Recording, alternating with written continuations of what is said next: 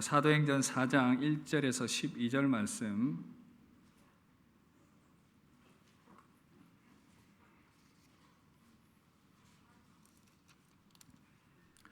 사도행전 4장 1절에서 12절까지 말씀입니다.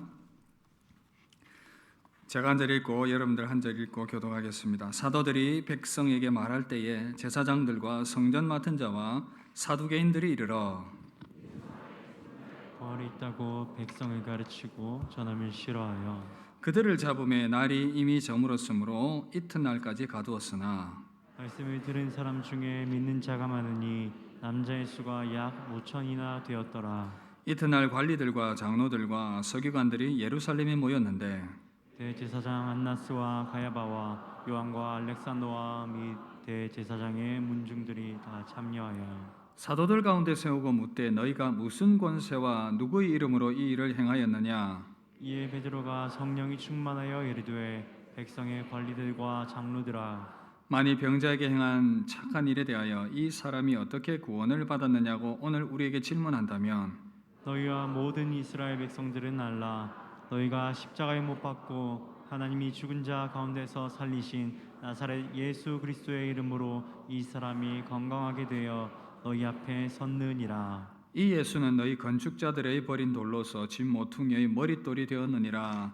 다른 이로서는 구원을 받을 수 없나니 천하 사람 중에 구원을 받을 만한 다른 이름을 우리에게 주신 일이 없음이라 하였더라. 아멘. 할렐루야. 사도행전 강의 한두 주 쉬었다가 계속 진행을 하도록 하겠습니다. 오늘 7번째 시간, 예수님을 믿어도 핍박이 있어요 라는 제목입니다. 사도행전 4장 전체를 배경으로 말씀을 나누도록 하겠습니다. 여러분, 예수님의 이름으로 40년이 넘은 이 병자가 자리에서 벌떡 일어나는 그런 놀라운 기적이 나타났습니다. 이 정도 되면 이제 교회가 승승장구하고 힘을 얻어서 앞으로 전진할 일만 남았습니다. 그런데 이게 웬일입니까? 복음을 전했다는 이유로 사도들이 공회에 잡혀가게 되는 그러한 상황이 벌어지게 되었습니다. 계속 복음의 능력이 힘있게 전파되어야 하는데 복음을 전하는 사도들이 잡혀서 신문을 받고 핍박을 당하는 이러한 상황을 만나게 된 것입니다. 어떤 사람이 예수님을 믿겠다고 결심을 하고 교회를 나갔습니다. 그런데 교회 나가자마자 모든 일들이 잘 될 거라고 생각을 했는데 나가자마자 여러 가지 어려운 일들이 생깁니다. 문제가 생깁니다. 일이 꼬이게 됩니다. 그러니 이제 계속 이 혼동이 되는 것입니다. 교회를 계속 가야 하는가? 마음에 부담이 생깁니다. 그리고 또 믿음 생활 하려고 하니까 여러 가지 그런 다른 세상의 가르침들과 사상들과 그런 이 말들이 나의 믿음을 혼란스럽게 만들고 확신을 약하게 만드는 그러한 모습도 있습니다. 또 내가 예수님 믿으려고 하니 가족들이 반대를 하고 주변 가까운 사람들, 이웃들이나 혹은 직장 동료들이 나의 믿음에 대해서 비난을 하고 믿음을 시험하는, 뭔가 내가 기독교에 대해서 말을 꺼낼라, 신앙에 대해서 말을 꺼낼라 치면 함께 달려들어서 우리의 신앙을 짓밟으려고 하는 그러한 상황을 우리가 만날 때가 있습니다. 여러분, 왜 이런 현상이 일어나겠습니까? 우리는 이러한 상황을 어떻게 받아들여야 되겠습니까? 오늘 읽은 사도행전 4장의 말씀을 보면서 이 핍박 가운데 있는 이 현실의 상황들, 그리고 우리가 어떻게 대처해야 될지에 대해서 오늘 말씀을 통해 여러분들과 함께 생각을 해보려고 합니다. 핍박 가운데 지혜를 얻게 되는 복된 시간 되시기를 주의 이름으로 축복합니다. 먼저 전제를 할 것은 여러분, 예수님 믿어도 핍박이 있다는 사실, 이것은 어쩔 수 없습니다. 여러분, 오늘 제가 서두에 설명했던 것처럼 이렇게 나면서부터 걷지 못하는 자가 걷게 되었는데 이 일을 보고는 공회에서, 그 당시 공회에서 난리가 나서 제자들을 잡았습니다. 그리고는 부활 전하는 것을 싫어하면서 이렇게 얘기하죠. 4장 2절 보시면 예수 안에 죽은 자의 부활이 있다고 백성을 가르치고 전하는 것을 싫어하여, 18절에도 보시면 그들을 불러 경고하여 도무지 예수의 이름으로 말하지도 말고 가르치지도 말라 하니, 여러분 여기 말씀에 보면 위협하여 이런 이 4장에서 말씀의 내용이 계속 반복이 되는 것을 보게 됩니다. 여러분, 세상은 예수님의 이름으로 말하는 것들을 싫어하는 세상입니다. 예수님이 이것을 미리 아시고는 미리 말씀을 하셨어요, 제자들에게. 누가복음 21장 12절 보시면 내 이름으로 말미암아 너에게 손을 대어 박해하며 회당과 옥에 넘겨주며 임금들과 집권자들 앞에 끌어가려니와. 예수님 이미 말씀하셨습니다. 핍박받게 될 것이라고. 여러분, 그러면 왜 예수님을 유독 이렇게 세상이 싫어하는 거겠습니까? 왜 세상은 핍박하고 왜 예수의 이름으로 말하지 못하게 이렇게 막는 것이겠습니까? 하나님 나라의 공격이 시작되었기 때문입니다. 하나님의 나라가 세상에 들어왔습니다. 인간이 죄를 짓고 하나님께 범죄하자 사단이 인간을 지배하게 되었습니다. 죄로 말미암아 인간이 사단의 지배를 받게 된 상황 가운데에서 이제 인간이 사단에게 빼앗긴 가운데서 하나님께서 다시금 이 인간을 찾아오기 위한 구원의 일을 예수님을 통해서 시작을 하신 것입니다. 예수님께서 이 땅에 오심을 통해 사단에게 빼앗겼던 인간들을 다시금 하나님 품으로 돌아오게 하는 이 공격이 시작되니까 마귀가 난리가 난 것입니다. 지금 발악을 하고 있는 것입니다. 더 이상 빼앗길 수 없다고 발악을 하는 그러한 상황인 것입니다. 금요 기도회 때 저희가 철로 역정을 가지고 말씀을 나누는 그런 시간들을 보내고 있습니다. 여러분, 이 내용에 보면 주인공 크리스찬이 이제 믿음의 길을 걸어가는데 이 아볼루온, 이제 마귀를, 사단을 만나게 됩니다. 그리고는 이제 한판 대결을 벌이게 되는데 마귀가 이렇게 주인공을 보고 이야기합니다. 어디서 오는 길이냐? 어디로 가고 있지? 여기에 대해서 크리스찬이 얘기를 하죠. 나는 천국을 향해, 시온성을 향해 가는 길이다. 마귀가 말합니다. 그렇다면 너는 내 졸개가 분명하구나. 그 땅은 원래 내 땅이거든, 내 것이거든. 너는 나에게 속한 자였어. 그런데 떠나겠다고? 아니, 졸개들을 그냥 순순히 보내줄 임금이 어딨어? 널 그냥 풀어줄 줄 아느냐? 그냥 돌아가거라. 아니면 큰일 당할 거야. 그러면서 계속 위협과 협박을 가합니다. 다시 돌아가면 너 잘되게 해줄게. 돈을 줄까? 명예를 줄까? 쾌락을 줄까? 지금이라도 돌아서면 만사가 잘 풀릴 것이다. 잘 생각해. 너처럼 천국길 가겠다고 나섰다가 다시 돌아선 내 졸개들이 얼마나 많은 줄 아느냐? 그리고 나에게 겁먹고는 살살 비는 사람들도 정말 많아. 그래도 주인공 크리스찬은 나는 주님께 충성할 것이다 이렇게 맹세하자 마귀는 공격을 시작합니다. 불화살을 쏘아댑니다. 크리스찬의 가슴을 향해서 불화살을 쏘아댑니다. 믿음이 흔들리게 만들고 생각이 복잡하게 만들고 세상에 어려운 일들 막 생겨나게 만듭니다. 마귀가 무섭게 공격을 하면서 위협을 하고 있는 것입니다. 지난주 우리가 부흥회를 통해서 은혜로운 시간을 가졌습니다.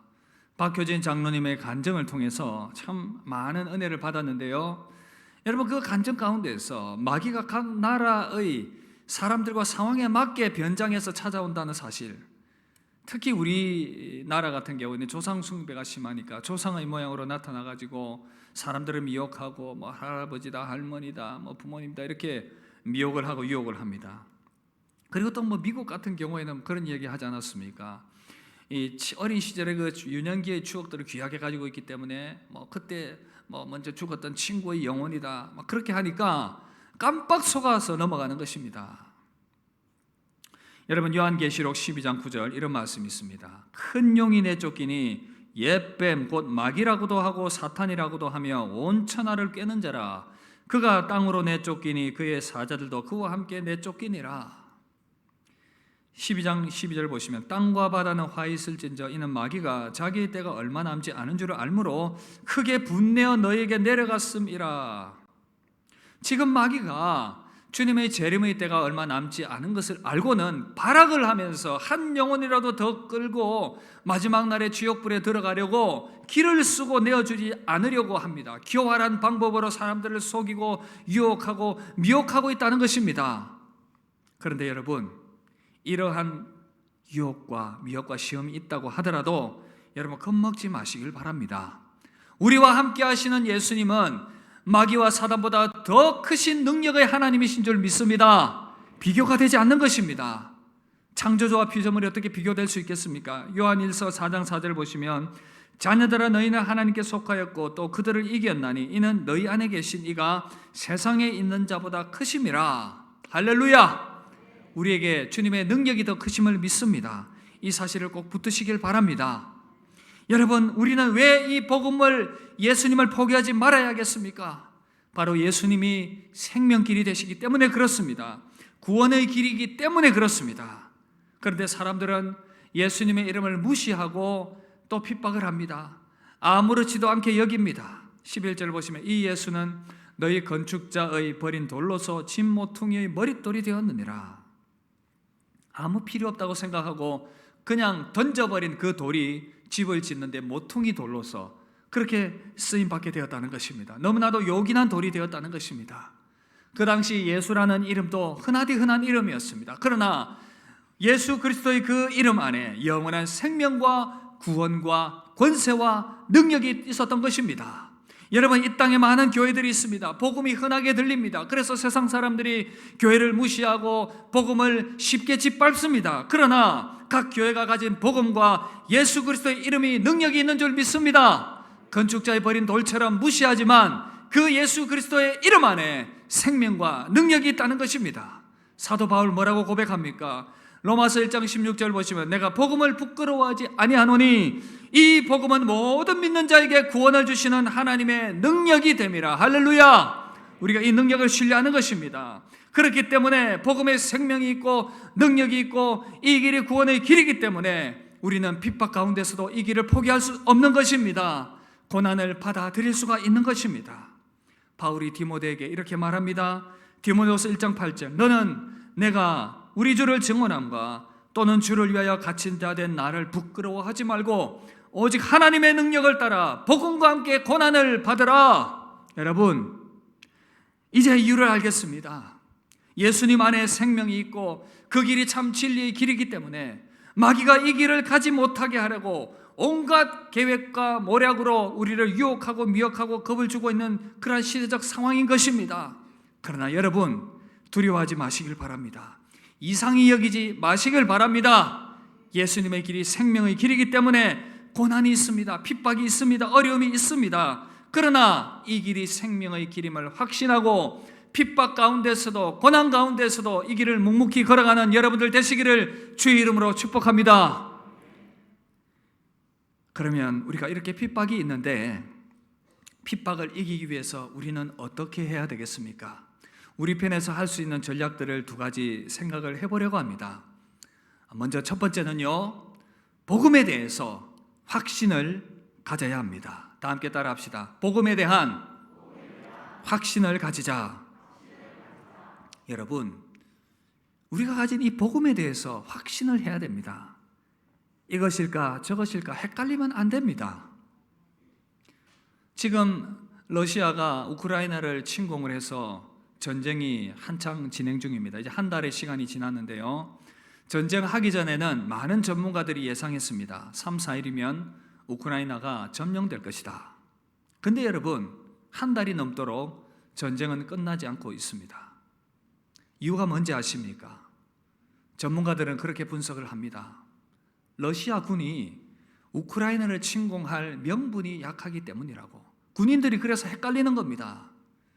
잡혀서 인터뷰하는 러시아 군인들이 잡혀서 인터뷰하는 내용 들어보면요, 나는 지금 훈련의 상황인 줄 알았다. 그런데 지금 전쟁이더라. 나도 당황스럽다. 우크라이나를 침공해야 될 이유와 명분이 없으니까 뭐 전쟁하다가 탱크 버리고 도망가 버리는 겁니다. 이 전쟁 왜 해야 되지? 그러나 우크라이나 군들에게는 전쟁의 명분이 너무나도 확실합니다. 적이 쳐들어왔기 때문에, 우리나라를 지켜야 되기 때문에, 내 가족을 지켜야 되기 때문에. 그래서 적은 수고 모든 것들이 열악하지만 지금 열심히 싸우며 나라를 지켜나가고 있습니다. 무엇이 차이를 만들었습니까? 확신 있는 전쟁이냐, 명분 있는 전쟁이냐, 그것입니다. 여러분, 마귀가요, 우리의 이 확신을 무너뜨리려고 합니다. 계속해서 헷갈리게 만듭니다. 내가 가진 이 복음이 과연 진리가 맞는가 계속 혼돈을 주고 있다는 것입니다. 여러분, 세상을 보면요, 매스컴을 통해서 얼마나 많은 안티 기독교 세력들이 뭐 교회가 잘못한다는 이야기만 들리면 벌떼같이 달라들어서 댓글들을 달아댑니다. 아주 조직적으로 안티 기독교 세력들이 우리의 신앙을 무너뜨리려고 이 모양 저 모양으로 핍박을 하고 여러 가지 그런 모양으로 시험하고 도전을 하고 있습니다. 믿음이 약하면요, 괜히 위축됩니다. 괜히 마음이 흔들립니다. 또 어떤 경우에 보면 이 공산주의 사상, 얼마나 많이 기독교 신앙을 그동안 무너뜨려 왔습니까? 여러분, 이 공산주의 기초가 되는 막시즘, 그렇게 주장합니다. 하나님은 인간이 특정 욕구를 만족시키기 위해서 만든 존재에 불과하다. 종교는 사람들이 살아가는데 겪는 고통을 완화시키는 하나의 진정제다. 사회주의 혁명을 통해 정의로운 사회를 세우기 위해 종교는 가장 큰 적이다. 기독교는 가장 큰 적이다. 이런 사상에 심취된 자들이 교회를 핍박하고 기독교를 박해합니다. 그런 가운데서 그리스도인들도 나도 모르는 사이에 마음이 약해지고 우리가 가진 신앙조차 흔들리게 되는 그러한 모습이 있습니다. 그리고 여러분, 또 과학주의는 어떡합니까? 과학주의는 모든 것들을 실험을 통해서 증명할 수 있다고, 그래서 그것만을 믿겠다고 이야기를 합니다. 이러한 사고방식이 많은 사람을 신앙에서 떠나게 만들었습니다. 그런데 여러분, 과학은 하나님이 창조하신 이 창조세계의 질서를 발견하는 학문이고 도구이지 하나님을 찾는 학문은 아닙니다. 3차원의 그 물리적인 것으로 4차원의 영적인 세계를 이해하려는 시도와 접근 방법 자체가 잘못된 것입니다. 그런데 사람들은 어리석게도 과학으로 하나님을 찾으려고 합니다. 그러나 하나님은 과학이 발견하는 3차원적이고 물리적인 세계에 제한되어 있는 분이 아니라는 것입니다. 그것을 위해 초월해 계신 분이십니다. 여러분, 유명한 학자여 교수인 C.S. 루이스는 이런 이야기를 했습니다. 예술가가 그림을 그린다든지 혹 건축가가 집을 짓는다든지 무언가를 만들 때에 그 만들어진 물건 자체 안에서 그 작품의 창작자를 찾으려 해서는 안 된다는 것입니다. 왜냐하면 창작자는 그 사물 밖에 있기 때문에 그렇습니다. 여러분들에게 조금 쉽게 설명을 하면요, 제가 이 물병을 만들었다고 가정을 해봅시다. 뭐 그런 재주가 있다고 가정을 합시다. 제가 이 물병을 만들었어요. 그런데 이 물병이 여기에 있지만 이것은 내가 만든 물건이지만 내가 이 존재 자체인 것은 아닌 것입니다. 나는 이 물병 밖에 나라는 존재가 존재하고 있는 거예요. 그런데 이 물병을 보고 그렇게 말할 수 있는 것은 무엇이겠습니까? 이 물병을 만든 사람이 있구나, 물병을 만든 존재가 있구나, 이것을 인정하고 받아들이고 생각하는 것은 괜찮습니다. 그래서 누군가가 이 물병을 보고 물병을 만든 나를 만나고 싶어 합니다. 여러분, 나를 만나기 위해서 어떤 사람이 이 물병을 평생 연구합니다. 그런데 이 물병을 통해서는 나를 만날 수가 없어요. 왜냐하면 나는 이 물병 밖에 존재하고 있기 때문에, 이 물병을 초월해 있기 때문에. 여러분, 나를 만나려면 어떻게 해야 됩니까? 물병을 연구하는 것이 아니라 나를 찾아와서 나와 대화하고 나와 얼굴을 대면해야 나를 만날 수 있고 나를 알 수가 있는 것입니다. 여러분, 과학의 어리석음도 이와 같다는 것이죠. 똑똑하다고 하는 과학자들이 하나님이 창조하신 이 우주와 산과 사물들, 이 세상의 이치와 법칙들을 연구하고 관찰을 합니다. 물병을 관찰하듯이 열심히 관찰하고 실험하고 연구합니다. 그런데 이 실험과 이 연구로는 하나님을 발견할 수 없기 때문에 하나님이 계시지 않는다, 이런 결론을 내린다면 얼마나 어리석은 접근입니까? 여러분, 그게 아니지요. 여러분, 창조된 사물 안에서 하나님을 찾는 것이 아니라 다른 방법으로 하나님을 찾아야 됩니다. 3차원의 물리적인 세계가 아니라 4차원의 다른 차원의 영적인 방법. 여러분, 그 방법은 바로 하나님의 말씀인 성경을 통해서입니다. 하나님의 영으로 쓰여진 성경 안에 이 세상을 창조하신 창조주 하나님의 내용들이 들어있고요, 하나님을 만난 사람들의 이야기가 들어있습니다. 놀랍고 신기한 많은 영적인 일들이 기록되어져 있고 그러한 체험들이 실제로 이루어지고 있는 것입니다. 성경을 통해서 하나님을 발견해야 하는 것입니다. 그리고 하나님의 영의 초자연적인 역사와 영적인 사실들, 영적인 세계들이 존재하고 있다는 것을 인식을 하면서 그렇게 하나님을 찾아가고 접근해야 하는 것입니다. 믿음 안에서 얼마나 많은 영적인 일들이 일어나고 있습니까? 그렇기 때문에 이런 것들을 볼 때에 이 세상이 단지 과학으로 증명될 수 있는 물리적인 3차원으로 존재된 이 세상, 이것만을 연구해서 하나님을 발견할 수 있다고 접근하는 그 과학주의가 잘못된 것입니다. 하나님을 찾으려면 방법을 달리해야 됩니다. 하나님의 계시를 찾아야 됩니다. 하나님의 계신 하나님의 말씀과 하나님 앞에 무릎 꿇고 나아올 때 영적인 일들을 인정하게 될 때에 하나님을 찾을 수 있고 만날 수가 있습니다. 만날 수가 있습니다. 근데 계속해서 사람들은 헷갈리는 겁니다. 계속해서 과학이 이야기하고 하는 것들이 하나님 없다 그러니까 헷갈리는 거예요. 진화론에 헷갈리고 뭐 어떤 물리적인 그런 이 물리학에 헷갈리고 막 그러는 것입니다. 여러분, 또 어떤 분들은 이 종교다원주의에 물들어 있는 분들도 계세요. 예수만이 길인가? 아니다. 다른 길도 있다. 이여령 박사가 돌아가시기 전에 메멘토 모리라는 책을 썼습니다. 이여령 박사님의 딸 이민아 목사님의 전도를 받고 그가 복음 안으로 들어왔는데요.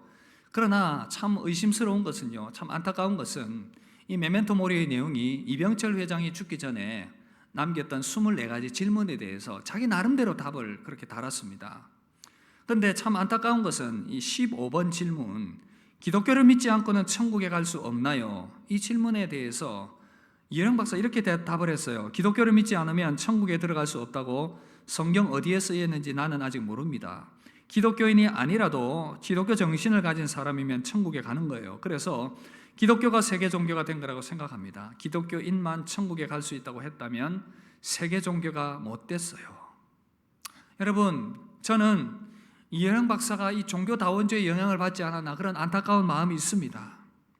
여러분, 우리가 그리스도인임에도 불구하고 이러한 세상적인 잘못된 가르침들과 사상에 계속 혼돈을 가지게 된다면 우리는 믿음 안에 견고히 설 수가 없습니다. 예수 안에는 생명과 구원에 대해서 확신할 수가 없다는 것입니다. 그러나 오늘 말씀에서 사도들은 어떻게 대답을 합니까? 사도행전 4장 12절, 우리 이 말씀 다 함께 한 목소리로 읽도록 하겠습니다. 시작.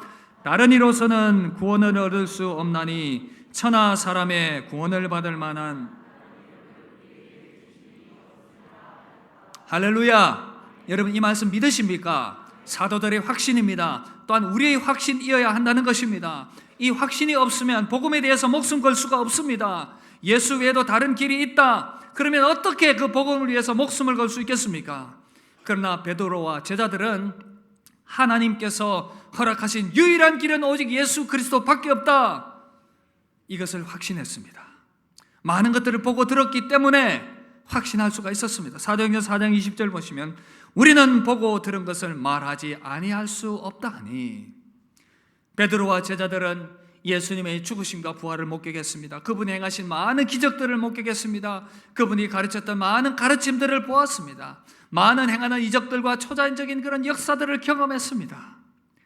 그리고는 오랜 세월이 지난 이후에 베드로는 이렇게 고백을 합니다. 베드로후서 1장 16절, 우리 주 예수 그리스도의 능력과 강림하심을 너희에게 알게 한 것이 교묘히 만든 이야기를 따른 것이 아니요 우리는 그의 크신 위엄을 본 자라. 여러분, 우리도 이 복음 안에 단단하게 세워지기를 주의 이름으로 축복합니다. 모든 불확실하고 혼돈스러운 이론과 사상과 가르침들을 여러분 주님 발 앞에 다 내려놓으십시오. 고린도후서 10장 4절 5절 이렇게 말씀합니다. 우리의 싸우는 무기는 육신에 속한 것이 아니요 오직 어떤 견고한 진도 무너뜨리는 하나님의 능력이라. 모든 이론을 무너뜨리며 하나님 아는 것을 대적하여 높아진 것을 다 무너뜨리고 모든 생각을 사로잡아 그리스도에게 복종하게 하니. 여러분 꼭 기억합시다. 악한 마귀는요 계속해서 우리의 생각과 마음을 혼돈에 빠지게 만들려고 세상의 세상과 학문과 여러 가지 철학과 여러 가지 그런 어떤 잘못된 가르침들로 우리를 미혹해 만들고 혼돈케 만들고 복음에 대해서 확신하지 못하게 만듭니다. 여러 가지 핍박의 상황을 통해서 믿음의 자리에 떠나게 만드는 것입니다. 그러나 여러분, 이 복음의 진리 안에 견고히 서시길 바랍니다. 오직 예수만이 진리라고 고백하며 믿음 안에 든든하게 세움받는 여러분 되시기를 주의 이름으로 축복합니다. 이 확신 가운데 거할 때에 어떤 핍박 가운데서도 여러분들은 믿음으로 견고하게 세움받게 될 것입니다. 여러분, 핍박의 상황 가운데 우리가 어떻게 대처해야 되겠습니까? 우리는 복음에 대해서 확신을 가져야 된다 말씀드렸습니다. 또 하나는요, 우리는 기도해야 됩니다. 다 함께 따라합시다. 기도합시다. 기도해야 핍박을 이겨낼 수가 있습니다. 여러분, 사도들이 풀려나자 다시 모여서 그들이 한 일이 무엇이겠습니까? 기도였습니다. 한 마음으로 하나님께 기도했습니다. 기도할 때에 핍박을 이겨낼 수 있는 힘을 얻게 되는 것입니다. 마틴 루터가 이렇게 말합니다. 모든 보호와 방어가 오직 기도에 달려 있다는 것을 알아야 합니다. 우리는 우리를 정복하기 위해 공격하는 권세와 추종자를 가진 마귀를 대적하기에는 우리가 너무 약하기 때문입니다. 그러므로 우리는 마귀에 대항하기 위해 그리스도인이 무장해야 할 무기를 갖추는 일에 신경을 써야 합니다. 사탄과 우리의 전투에서 우리 편을 위해 철벽을 쌓는 것은 바로 기도, 즉 경건한 사람의 기도가 아닙니까? 우리가 쉬지도 지체하지도 않고 열심히 기도하여 사탄에 대항하는 일에 강해지시기를 바랍니다. 이렇게 루터가 권면을 했습니다. 여러분, 에베소서 6장에 보면 영적 전쟁에 대해서 하나님의 전신갑주를 입으라 라고 말씀한 뒤에 기도하라고 말씀합니다. 6장 18절 우리 다 함께 읽읍시다. 시작. 모든 기도와 간구를 하되 성령 안에서 기도하고 이를 위하여 깨어 구하기를 항상 힘쓰며 위하여 구하라. 여러분, 기도할 때에 우리가 핍박 가운데서 승리할 수가 있습니다. 시험이 너무 극심하고 핍박이 너무 강해서 내가 견딜 수 없을 것 같을 때에 여러분, 기도로 이겨내시길 바랍니다. 제자들이 이렇게 핍박 가운데 모여서 기도함으로 다시금 힘을 얻게 되었습니다. 여러분, 사도들이 했던 기도, 어떤 기도의 내용이었습니까? 4장 23절에서 31절까지 나와 있는데 세 가지로 요약을 해보면 이렇습니다. 먼저 첫 번째는요, 하나님 핍박으로부터 지켜주시옵소서. 다 함께 따라합시다. 하나님 핍박으로부터 지켜주시옵소서. 이런 기도였습니다. 29절 보시면 주여 이제도 그들의 위협함을 굽어보시옵고, 주님 악한 영적인 세력과 세상의 핍박의 이 상황들, 내가 핍박받고 있는 이 상황을 주님 살펴보십시오. 지켜보십시오. 그리고는 나를 구원하여 주십시오 라고 기도해야 하는 것입니다. 여러분, 혹 지금 믿음의 핍박과 시험과 도전 가운데 있습니까? 이 기도하십시오. 주님, 내가 당하고 있는 이 핍박의 상황 지켜보시고 나를 도와주십시오. 나를 지켜주십시오. 그렇게 기도하게 될 때에 하나님의 보호하심의 은혜가 여러분들과 함께 하실 줄 믿습니다. 두 번째입니다. 담대함을 주시옵소서. 기도해야 됩니다. 다 함께 따라합시다. 담대함을 주시옵소서. 29절 보시면 주여 이제도 그들의 위협함을 보시옵고, 그 뒷부분 또 종들로 하여금 담대히 하나님의 말씀을 전하게 하여 주시오며. 여러분, 담대함을 달라는 기도입니다. 시험과 핍박이 너무 클 때에 이것들을 감당해낼 수 없을 것 같은 두려움이 찾아옵니다. 그때에 하나님 이 시험 감당할 수 있는 담대함 주십시오. 사람들이 나를 핍박합니다. 여러 가지 혼란스러움이 있습니다. 이것들을 당당히 이겨낼 수 있는 용기와 담대함을 주시옵소서. 우리 박효진 장로님 그 부인 권사님 간증이 참 우리에게 또 울림이 되었습니다. 그죠? 뭐 이렇게 종손 집안에 제사가 있고 막 그런데 교회 가는 것을 알게 되었을 때에 이 종손 어른들이 쫙 앉아 있는 그 가운데에서 이혼을 하든지 뭐 그렇게 하라, 제사를 지내든지 하라 했을 때에 저는 두 개 다 못하겠습니다. 담대히 그렇게 서는 모습들, 기도 가운데 그 상황들을 대처해 나갔고 기도를 했기 때문에 아마 승리하지 않았을까, 우리 그렇게 짐작을 해볼 수가 있는 것입니다. 핍박 가운데 여러분 기도하시기를 바랍니다. 세 번째입니다. 어떻게 기도해야 될까요? 하나님 믿음의 증거를 계속 나타내 보여주시옵소서. 다 함께 따라합시다. 믿음의 증거를 나타내 보여주시옵소서. 여러분, 이 기도를 해야 됩니다. 30절 보시면 손을 내밀어 병을 낫게 하시옵고 표적과 기사가 거룩한 종 예수의 이름으로 이루어지게 하옵소서. 여러분, 이 기도는요, 주님 살아계시지 않습니까? 내가 예수 믿는데 이렇게 핍박당하고 어려움 당하고 있는데 하나님 살아계신 하나님의 능력을 내 삶 가운데 보여주시옵소서. 내가 믿음 붙들고 믿음을 지키며 나아가는 이 걸음 가운데 하나님 나와 동행하고 계시고 하나님 나를 붙들고 계시다는 많은 믿음의 증거들을 보여주시옵소서. 여러분 그렇게 기도하실 수 있길 바랍니다. 기도할 때에 하나님은 반드시 여러분들에게 하나님의 살아계신 증거를 나타내 보여주실 줄 믿습니다. 기도하며 나아갈 때에 그런 증거들을 보면서 우리는 더욱더 믿음 안에 든든하게 세워지게 될 것입니다. 여러분 핍박 가운데 기도하라고 도전했습니다. 여러분 기도하실 수 있기를 바랍니다. 핍박이 거세고 시험이 거세고 참 감당할 수 없을 것 같은 어려움이 있다라고 생각이 될 때에 하나님께 기도로 나아갈 때에 하나님 우리 안에 은혜 주실 것입니다. 제자들이 이렇게 기도할 때 어떤 일이 일어났습니까? 사도행전 4장 31절 보시면 빌기를 다음에 모인 곳이 진동하더니 무리가 다 성령이 충만하여 담대히 하나님의 말씀을 전하니라. 여러분 기도하니까 성령께서 그 기도의 자리 가운데 은혜를 부어주시고 그 땅이 진동하게 되는 역사가 일어난 것입니다. 우리도 동일하게 이 역사가 일어나게 될 줄 믿습니다. 핍박과 어려움 가운데 하나님께 부르짖으며 기도했더니 하나님께서 우리 가운데 성령으로 역사하시고 그래서 우리로 하여금 그 모든 핍박을 피할 수 있는 길도 열어주시고 용기와 담대함도 주시고 또 승리할 수 있는 그런 모든 힘들을 공급해 주시는 놀라운 이적들과 역사들을 나타내 보여주시는 그 은혜를 우리가 기도하면서 경험하게 될 줄 믿습니다. 여러분 말씀 마무리하겠습니다. 사랑하는 성도 여러분, 우리 핍박을 이상히 여기지 마십시다. 왜냐하면 진리의 길에 들었기 때문입니다. 마귀가 당연히 발악을 하고 방해할 수밖에 없기 때문에 우리의 삶에는 핍박과 어려움이 있을 수가 있습니다. 그러나 여러분, 우리가 걸어가는 이 길이 진리의 길인 줄 믿습니다. 생명의 길인 줄 믿습니다. 그렇기 때문에 이 길 가운데 견고히 서시길 바랍니다. 더욱더 복음의 진리 가운데 확신합시다. 나의 이 믿음, 이 길 진리의 길이다, 생명의 길이다 흔들리지 마시고 확신하시길 바랍니다. 감당할 수 없을 것 같을 때 하나님께 부르짖어 기도하십시오. 기도하면 성령의 은혜와 도우심의 능력이 우리 삶 가운데 함께 하실 것입니다. 도우심의 은혜를 허락하실 것입니다. 담대함을 주실 것입니다. 우리의 삶에 기도할 때에 반드시 살아계신 하나님의 능력을 나타내 보여주셔서 그 핍박 가운데서 승리할 수 있는 힘과 능력과 증거들을 보여주실 것입니다. 우리가 이 진리 가운데 견고히 서서 우리 가운데 주어진 이 생명의 길, 어떤 핍박이 있더라도 이 길 함께 걸어가실 수 있길 바랍니다. 이 길 가운데 우리 주님 동행하실 것입니다. 우리 함께 이 길 걸어가며 주님께 영광 돌리는 복된 우리 성북교회 성도님들 다 되시기를 주의 이름으로 축복합니다. 우리 받은 말씀 생각하며 우리 이 찬양 함께 합시다. 예수의 길, 너무나도 오늘 말씀과 맞는 찬양인 것 같아서 내가 주님과 이 길 생명의 길 계속 걸어가겠습니다.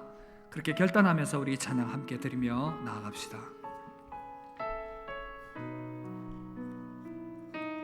안개 속에서 주님을 보내 아무도 없을 것 같던 그곳에서 손 내미셔서 나를 붙드네 길 잃고 쓰러져 가던 그곳 주님 우리에게 말씀하십니다. 주 말씀하시 내 손 잡으라고 내가 곧 길이요 진리 생명 아멘. 나 그 길을 보내 주 예비하신 우리 다른 길 가지 맙시다. 이 길 우리 계속해서 걸어갑시다. 서지 않을 예수의 길, 그 좁은 길 나는 건네 주 손잡고 그 무엇도 두렵지 않네. 주님 주신 약속 내게 세상의 길 세상의 길 그 험한 길 그 험한 길 승리하네 성령의 그 무엇도 바라지 않네 저 하늘 우리 한 번 더 고백하며 찬양합시다. 예수의 길 그 좁은 길 예수의 길 그 좁은 길 나는 걷네 주 손잡고 그 무엇도 두렵지 주님 주신 약속 내게 있으니 세상의 길 그 험한 길 승리하 성령으로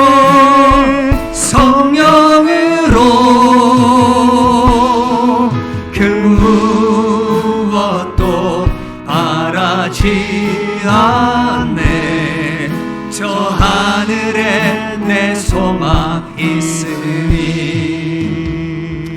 우리 함께 생명의 길을 가는 사랑하는 성도 여러분 이 길 가면서 핍박과 어려움을 만나셨습니까?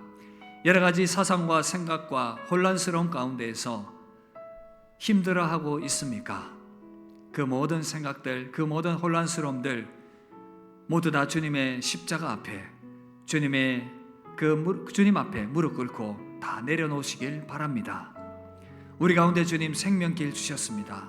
어떤 핍박 가운데서도 그리고 여러분 흔들리지 마시길 바랍니다. 이 길이 생명길이 맞습니다. 그래서 우리 시간 합심하여 한번 기도할 때 하나님 이 길 내가 계속 믿음으로 확신하며 걸어가기를 원합니다. 나에게 확신을 더하여 주시옵소서. 기도하면서 이 생명의 길 승리하며 나아가게 해 주옵소서. 그래야 모든 핍박과 유혹과 시험을 이기며 이 생명의 길 안에 머무르게 하여 주시고 이 생명의 길을 담대히 걸어가는 우리 모든 믿음의 사람들 되게 하여 주옵소서. 그러한 내가 되게 하여 주시옵소서. 우리 합심하여 한번 기도하며 나아가도록 하겠습니다. 기도하겠습니다.